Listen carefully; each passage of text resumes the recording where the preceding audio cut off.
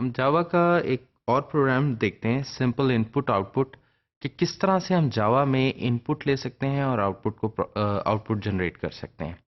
और इसमें हम एक छोटा सा प्रोग्राम करेंगे जो दो नंबर्स को यूज़र से इनपुट करवाएगा और उन दो नंबर्स को इनपुट करके एडिशन एडिशन परफॉर्म करेगा और एडिशन को फाइनली डिस्प्ले करवाएगा। तो इस प्रोग्राम में बेसिकली आपकी बेसिक नो हाउ डेवलप होगी कि किस तरह से हम वैल्यूज़ को यूज़र से इनपुट लेके और वेरिएबल्स में मेंटेन कर सकते हैं। ये प्रोग्राम सिंपल इनपुट आउटपुट का है। जैसे मैंने बताया था कि फाइल में सबसे पहले पैकेज डिक्लेयर होता है, लेकिन ये ऑप्शनल है, तो इस फाइल में हमने पैकेज डिक्लेयर नहीं किया। लेकिन एक इंपोर्ट स्टेटमेंट मुझे रिक्वायर्ड थी, तो वो मैंने क्लास से ऊपर लिखी। ऑर्डर हमारा यही होना चाहिए कि सबसे पहले पैकेज अगर है और अगर नहीं है तो फिर हम उसे स्किप कर देंगे। उसके बाद हमारी इंपोर्ट स्टेटमेंट्स आएंगी। अगर इंपोर्ट स्टेटमेंट्स नहीं है तो फिर हम क्लास लिखेंगे। लेकिन अगर इंपोर्ट स्टेटमेंट, पैकेज और क्लास तीनों मौजूद हैं तो ऑर्डर हमारा पैकेज, फिर इंपोर्ट स्टेटमेंट और फिर क्लासेस। तो हमें यहाँ पर स्कैनर के नाम से एक लाइब्रेरी रिक्वायर्ड थी। ये इनपुट के लिए इम्पोर्टेंट लाइब्रेरी है और हम उसको यूज़ करना चाह रहे हैं। जावा में ये बिल्ट इन अवेलेबल है। मेरी क्लास का नाम है पब्लिक सिंपल इनपुट आउटपुट और ये एक पब्लिक क्लास है। तो इस लिहाज से मेरी फाइल का नाम बन रहा है सिंपल इनपुट आउटपुट डॉट जावा और ये क्लास पब्लिक है। इससे पहले क्लास का कीवर्ड भी लिखा। इस क्लास के अंदर हमने एक मेन मेथड डिक्लेयर किया। जैसे मैंने आपको पहले भी बताया था कि जब भी हम कोड लिखेंगे और हम कोई प्रोग्राम चलाना चाहते हैं तो इस क्लास में हमें मेन डिक्लेयर करना पड़ेगा। स्ट्रैटेजी वही है कि मेन हमेशा पब्लिक हुआ करेगा और स्टैटिक हुआ करेगा। इसकी रिटर्न टाइप वॉइड होगी और नाम इसका मेन होगा। और इस मेन में कमांड लाइन आर्गुमेंट्स के लिए हम स्ट्रिंग अरे पास करेंगे जिसका नाम हम args या कुछ भी रख सकते हैं। अब आप देखें इस कोड को, तो यहाँ पर हमें दो वेरिएबल्स नंबर 1 एंड नंबर 2, ये वो दो वेरिएबल्स रिक्वायर्ड थे जो यूज़र ने जिनमें वैल्यूज़ इनपुट करनी थी। इन दोनों वैल्यूज़ के सम करने के लिए हमें तीसरा एक वेरिएबल रिक्वायर्ड था, सम। तो सबसे पहले हमने क्या किया, यहाँ पर एक डिक्लेरेशन की और तीन वेरिएबल्स डिक्लेयर कर दिए, number 1, number 2 and sum. Input के लिए ये बहुत इम्पॉर्टेंट तरीकाकार है जिसको आपको रियलाइज करना होगा।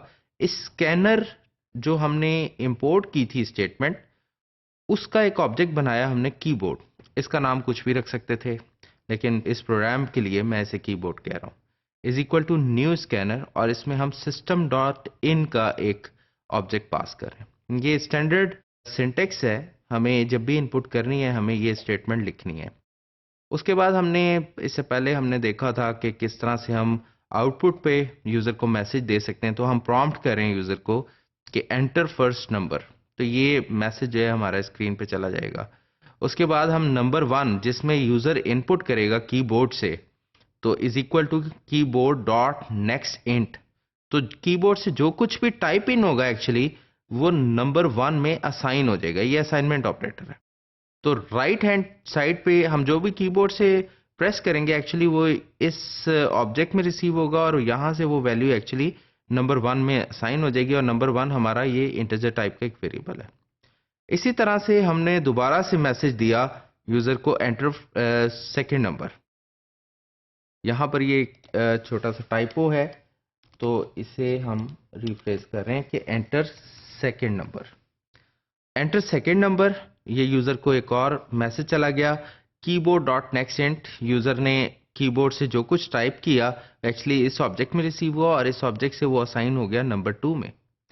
अब नंबर 1 दोनों इंटीजर वैल्यू है, नंबर 1 और नंबर 2, तो ये दोनों के ऊपर प्लस ऑपरेटर यानी प्लस का सिंबल जो है ये एडिशन परफॉर्म करता है जावा में।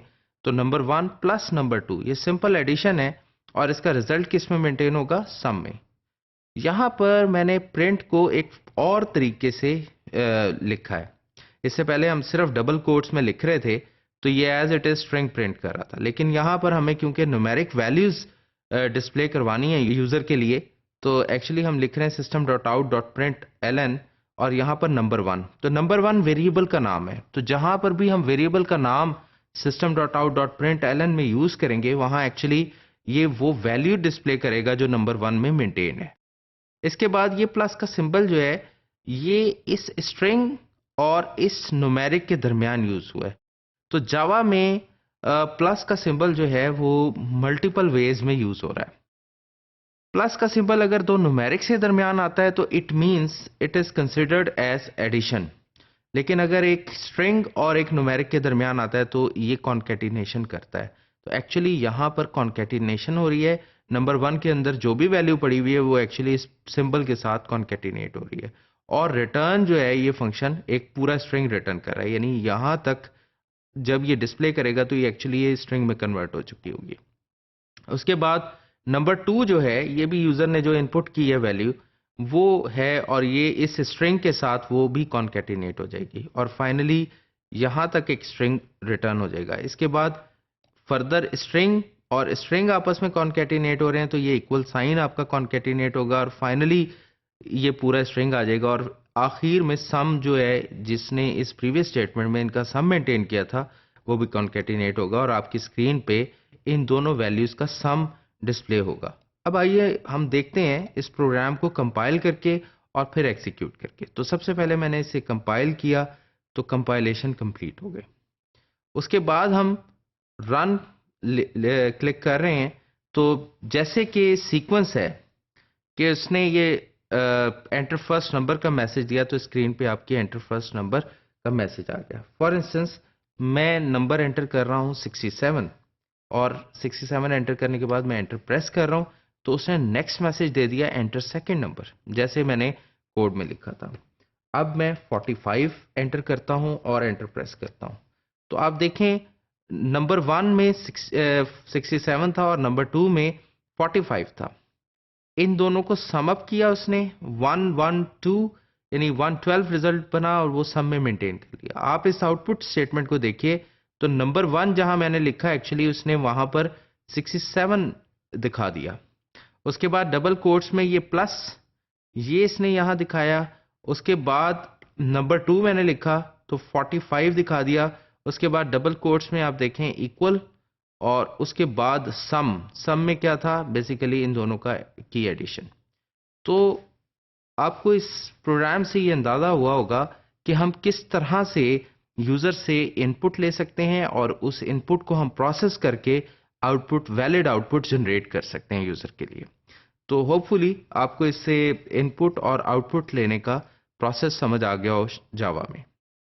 अब आपने जावा के 3 बेसिक प्रोग्राम देखे, और इससे आपको आइडिया होगा जावा के बेसिक सिंटैक्स का कि किस तरह से हम इनपुट कर सकते हैं, आउटपुट कर सकते हैं, और इनपुट और आउटपुट की प्रोसेसिंग की बेसिस पे डिफरेंट छोटे छोटे ऑपरेशंस परफॉर्म कर सकते हैं।